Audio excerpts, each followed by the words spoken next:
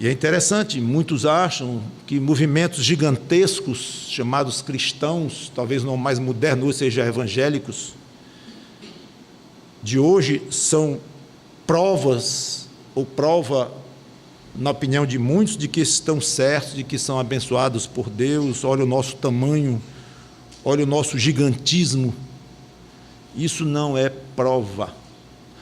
Pode até ser o contrário. Eu estou dizendo com cuidado, porque eu admito que tem igrejas que Deus escolheu para serem fiéis e se tornarem grandes em termos numéricas, mas são poucas. A maioria, o mar de igrejas que tem por aí, enormes, mega igrejas, com líderes que surgem de um dia para o outro, cada um mais esquisito do que o outro, muitas vezes, com uma doutrina esquisita, mas que tem como que um imã para atrair pessoas, centenas, milhares, milhões até. Pessoas que mostram o contrário. O mundo não os odeia e convive tranquilamente com eles, investem nas coisas do mundo, ficam bilionários, alguns deles, com as coisas do mundo, tudo misturado. E se dão com os políticos, e elegem políticos para Brasília, tudo misturado. Isso é a igreja de Cristo, que amou o Senhor Jesus Cristo, e Ele disse, se me amam, se me odeiam, vão odiar vocês também, falou para os seus discípulos, em outra passagem.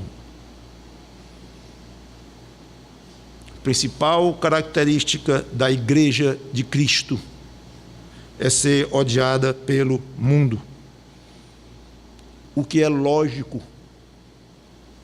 é razoável a ideia. Por quê? Porque uma igreja verdadeira denuncia os pecados do mundo.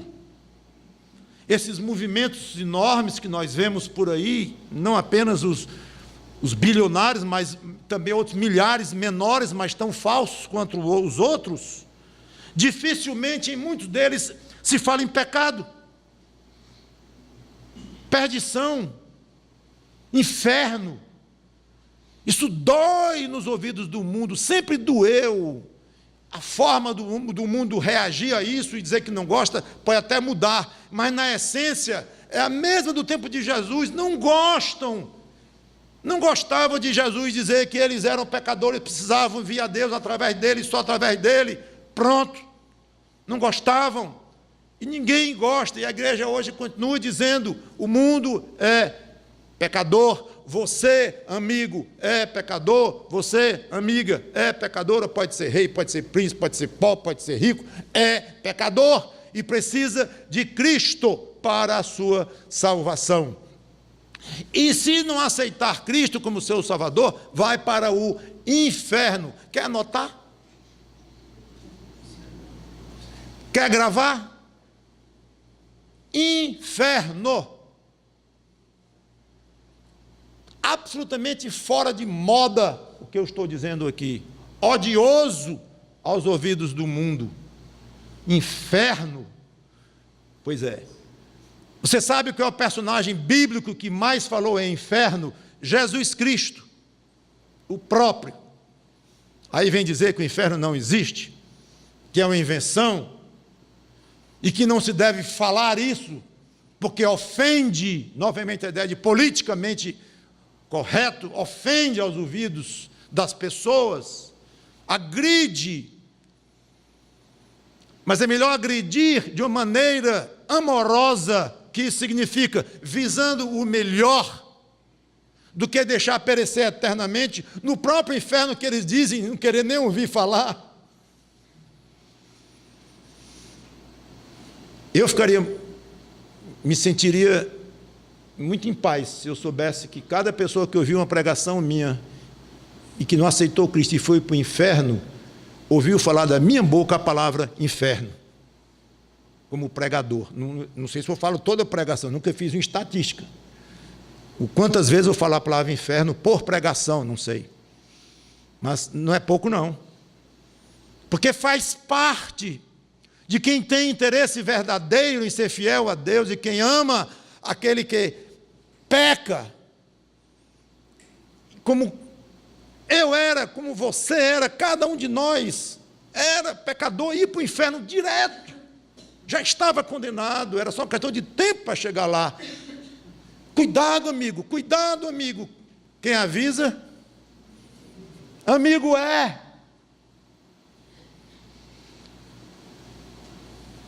O fato é que nós vamos continuar, pequenos, médios ou grandes, pouco importa, continuando, seguindo os passos de Cristo, procurando ser o mais possivelmente identificados com Ele. E se Ele foi um estraga-prazer nesse sentido, é com muita honra que nós somos estraga-prazer nesse mesmo sentido, que no fim é um estraga-prazer ruim, estragando um prazer que não é prazer.